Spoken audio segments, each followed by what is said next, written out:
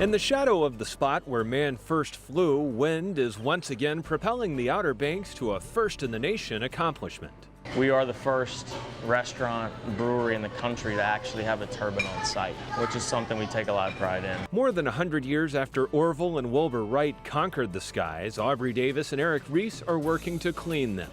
They dedicated America's first beer-making wind turbine on Earth Day 2008. People pull in, you can see it from 1.5 miles, 2 miles in either direction. It's made us a landmark, for sure.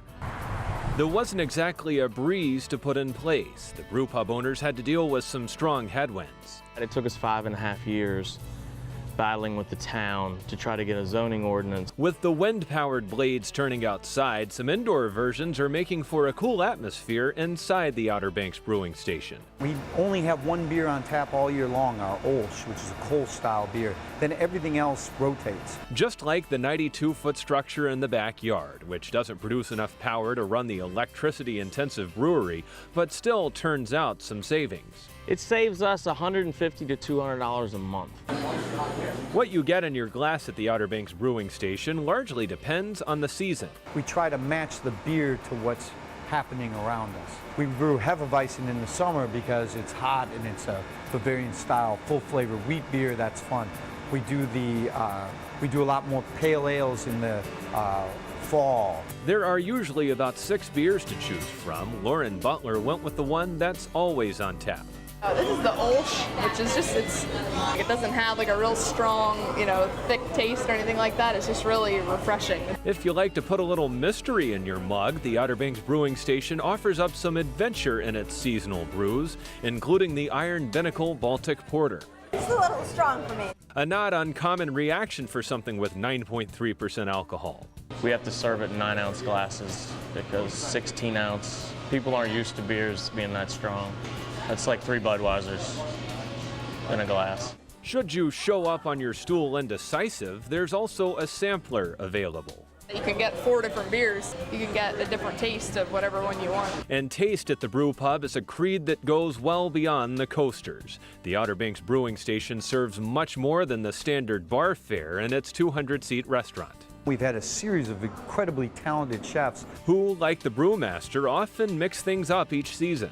In the fall, we'll do a pumpkin risotto with our scallops here. In the summer, we're doing a corn bacon risotto. A perfect side act to those scallops. There's also a petite filet with crab meat and béarnaise sauce and sesame seed rare tuna.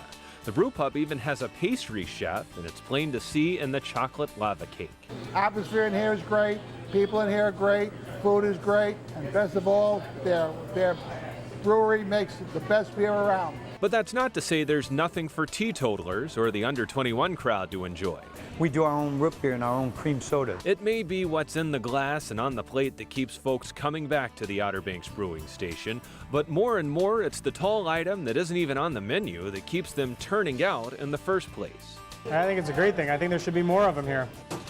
Being from California, we're all wind power out there. We go to a lot of breweries. We're from Pennsylvania, and there's quite a few up there, so this is the first time we've seen that. It's probably just a little bit better, not as green power. Got a little bit more of a taste. Yep, tastes great.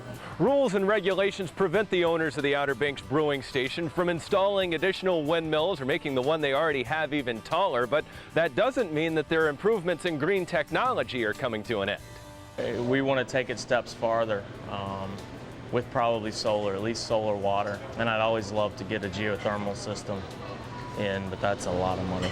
But in the meantime, Aubrey Davis and Eric Reece will enjoy the breezes and the savings they're blowing in each month. They know they're in a great location. To be able to look out your window and see a national park is pretty cool. To be within 1/2 mile of where man first flew, it means a lot, and I think it adds something to it.